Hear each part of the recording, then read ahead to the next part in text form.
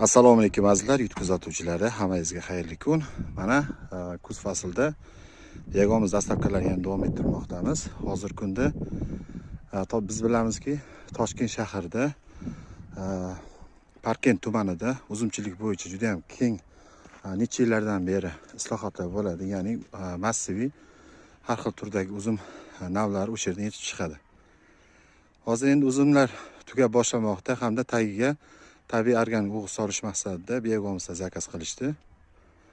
Oldinlari ham olib borib bergandik. Hozir xudo xolasa yana zakaz berishgan.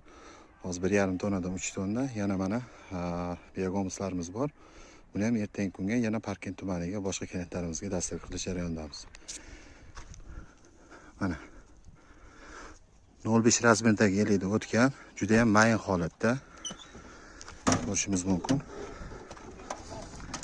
Bu biyog'omizlar har qanaqa o'simliklarga bemalol foydalansangiz bo'ladi. Ko'chatlarga, gullarga tabiiy organik o'g'it, ya'ni chuvalchanglar yordamida ishlanadigan jarayon.